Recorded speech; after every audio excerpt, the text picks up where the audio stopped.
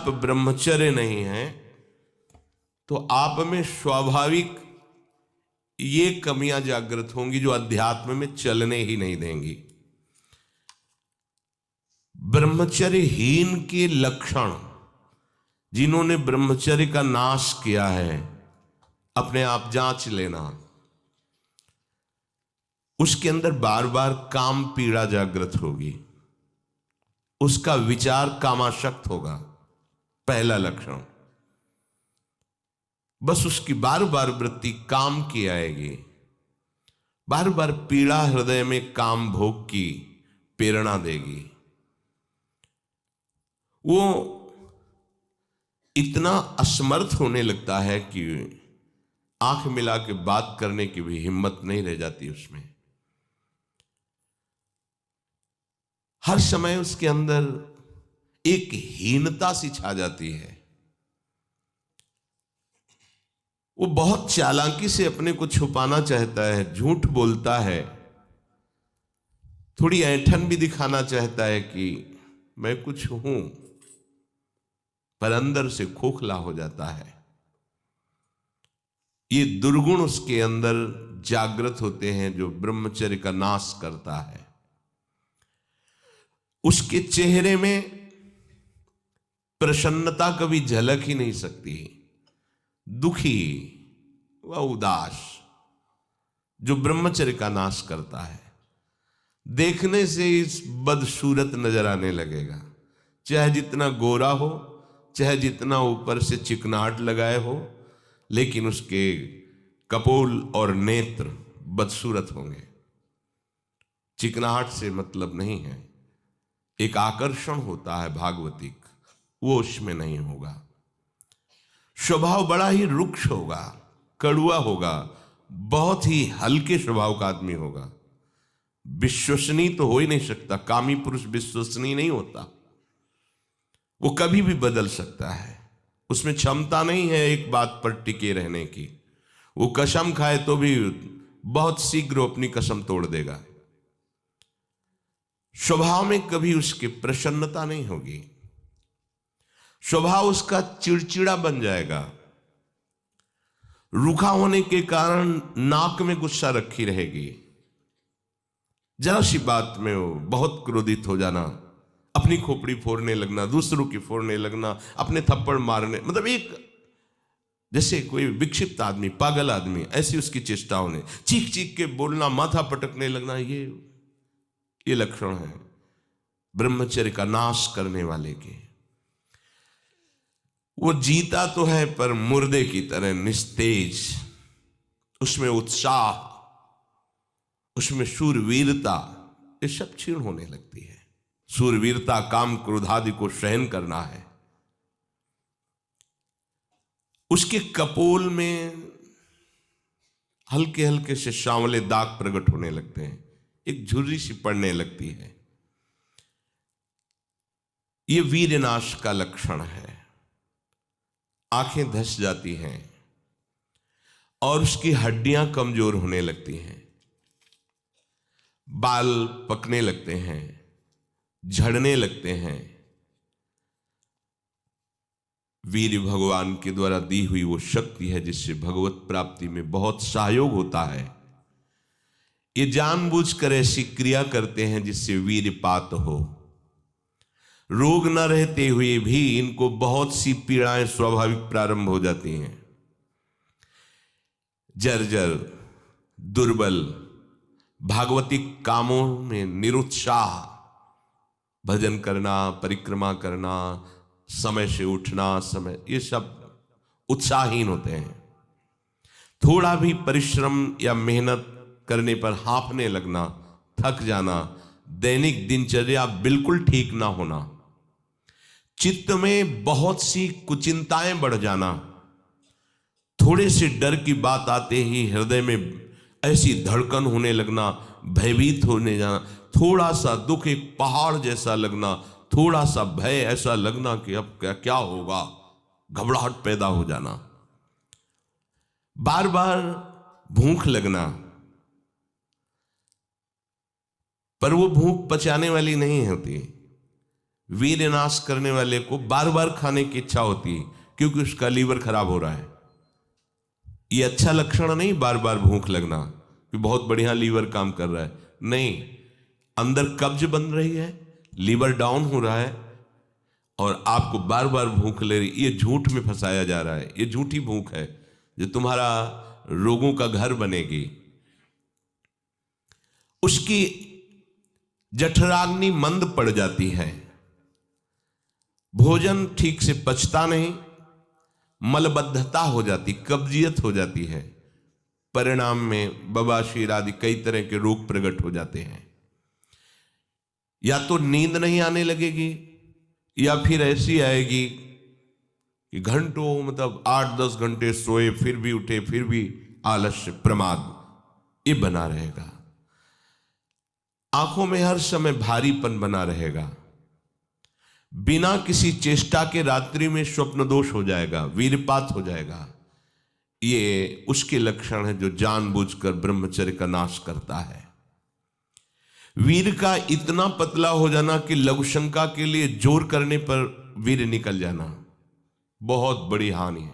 नए नए बच्चों में जब उनसे प्रश्न करते हैं कि आपके दर्शन से ऐसा महसूस होता है आप कोई गलत चेष्टा करते हैं, तो वो कहते हैं अब नहीं करता, लेकिन पहले जब आपसे मिला नहीं था तब होती थी, लेकिन लक्षण तो अब भी प्रकट हो रहे हैं। तो कहते हैं वो स्वाभाविक वीरपात हो जाता है, स्वप्न दोष में भी और लघु शंका में भी। इसका कारण है आपने बहुत ही गलत आचरण किए हैं। ये जो हस्त मैथुन आदि क्रियाएं हैं इनके द्वारा पूरा का पूरा आपका जीवन नष्ट हो जाता है। इसे खिलवाड़ मत समझो। चाहे गृहस्थी में भी जाना हो तो खिलवाड़ मत करो। आप गृहस्थी लायक नहीं रह जाएंगे। आप जो गृहस्थ धर्म में संतानोत्पत्ति क्रिया है आप उसके लायक नहीं रह जाएंगे, आप में योग्यता नहीं रह जाएगी। इसलिए सावधान। परमार्थ में चलना है तो अत्यंत आवश्यकता ही है ब्रह्मचर्य की, पर गृहस्थ में चलने के लिए भी ब्रह्मचर्य की आवश्यकता है। जहां वो पेशाब करने के लिए जोर लगाते हैं तो वीर स्खलित होने लगता है थोड़ी थोड़ी मात्रा में। ये हस्त मैथुन करने वालों का प्रधान चिन्ह है। इसका परिणाम यहां तक हो सकता है कि पुरुषत्व का नाश होकर नपुंसकता आ सकती है। हाथ पैरों के जोड़ पर बिना किसी कारण के दर्द होना, कमर में, गांठ में, जहां संधियां हैं, अस्थियों का जोड़ है, वहां दर्द होने लगना, सर में जरा भी विचार करने पर दर्द पैदा हो जाना, किसी विषय पर विचार कर या मंत्र में ध्यान कर तो सर में दर्द होने लगना, हाथ पैरों में शिथिलता आने लगना, दिमाग में एक सनसनी पैदा हो जाना, कानों से शाय शाय शब्द सुनाई देने लगना, नाटक, उपन्यास और गंदी बातें, अश्लील चित्र देखने में बड़ी रुचि हो जाना। सावधान होकर श्रवण करें। भगवत मार्ग के उपासक हैं, कुछ उपासकों में जो बाहर अनुशासनहीन होकर के रह रहे हैं और उनके पास स्मार्ट मोबाइल क्या कहते हैं वो है, तो वो लोग कभी ऐसी गलती ना करें, सर्च करके ऐसे दृश्य ना देखें, नहीं तो तुम्हारा ऐसा नाश होगा कि तुम इस बात को किसी भी साधन से पूर्ण नहीं कर पाओगे। एक बार मछली की क्रीड़ा देखने पर शौभरी जैसे महात्मा कामाशक्त हो जाते हैं। एक बार वैश्या के साथ ऐसा कृत्य देख करके अजामिल जैसा संयमी ब्राह्मण भ्रष्ट वैश्यागामी बन सकता है। और आप देश विदेश की ऐसी गंदी फिल्में, गंदी बातें देखकर आप अपने को संयमी रख सकते हैं? क्यों आप अपना नाश कर रहे हैं? क्यों आप अपने शत्रु बन रहे हैं? उपासक समझता है कि कोई जानता नहीं है, लेकिन तुम जिसको जानने के लिए चले वो तो तुम्हें जान रहा है ना। वो कैसे तुम्हारे सामने आएगा? कैसे तुम्हारे मुख में नाम चलेगा? कैसे हृदय में भगवत प्राप्ति का उत्साह रह जाएगा यदि आप ऐसा? उपासक को नाटक, उपन्यास, सिनेमा, अश्लील चित्र, गंदी पिक्चरें बिल्कुल नहीं। क्यों अपना नाश कर रहे हो? पर उसको रुचि हो जाएगी, जो व्यभिचारी प्रवृत्ति से युक्त है उसको ये अच्छा लगेगा। बार बार पेशाब होने की इच्छा होना, पेट में ऐसा लगना जैसे बहुत गर्मी पैदा हो गई है, और प्रमेह आदि उग्र रोगों का प्रादुर्भाव हो जाना, ये ब्रह्मचर्य नाश का लक्षण है।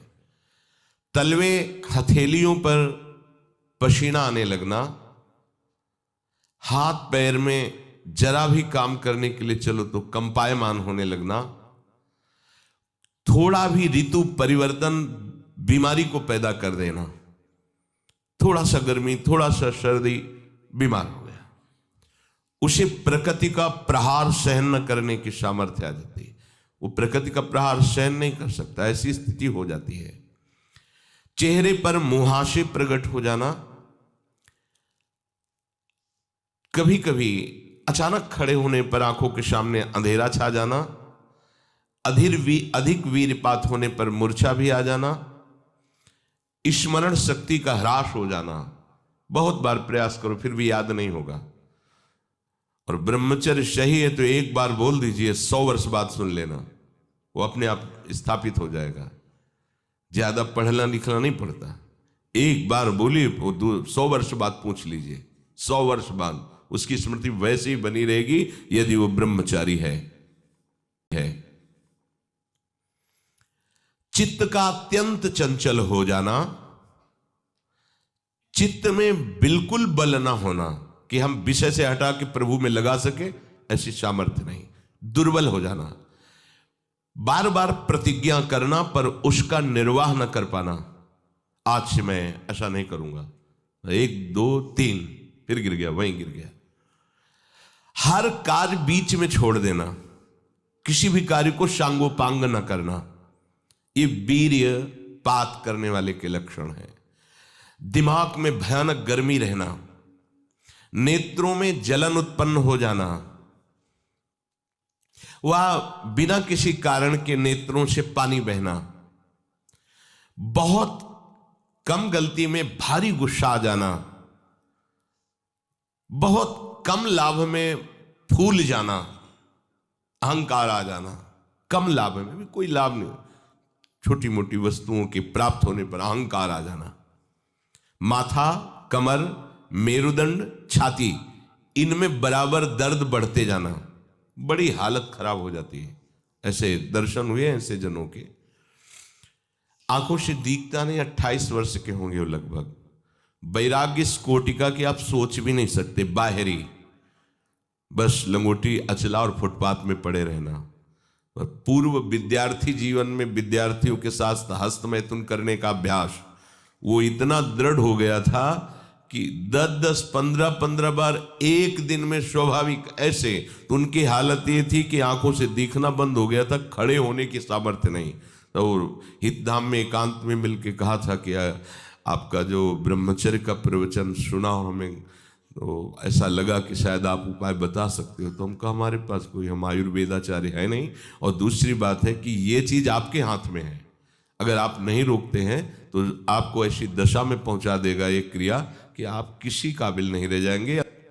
रीढ़ की हड्डी कमजोर हो जाती है और उसमें सीधे बैठने की सामर्थ्य खत्म हो जाती है, वो झुकाव ऐसे, वो झुक करके ही ऐसे बैठना। वीरपात करने वाले के मसूड़े में फूलना, मुख से दुर्गंध आना, शरीर का पसीना दुर्गंध युक्त होना, ये वीरवान के यहां से दुर्गंध नहीं आ सकती। जो वीरवान अर्थात जो ब्रह्मचारी है उसके यहां से दुर्गंध, उसके मुख से दुर्गंध नहीं आएगी, भले कुल्ला करे या ना करे, ये वीर में सामर्थ होती है। नाक के साइड में यहां कालिमा आ जाना, फिर वो कालिमा धीरे धीरे कपोलों में बढ़ते जाना, ये वीर नाश का लक्षण है। वीर्य नाश से उदर लंबा होना, पेट बढ़ना शुरू हो जाता है, आंतें बढ़ना शुरू हो जाती हैं, उसकी वाणी में मृदुता नष्ट हो जाती है, कर्कशता रुक्षता आ जाती है, उसका स्वभाव अप्रिय बन जाता है, छाती की हड्डियां दिखने लगती हैं, वो ना तो लोक में ना परलोक में किसी भी कार्य में उत्साह करने लायक नहीं रह जाता। वो जरा सी भी बात में बहुत बड़ा अपने को अपमानित होना समझता है, ये वीरपात से उसके अंदर दोष प्रकट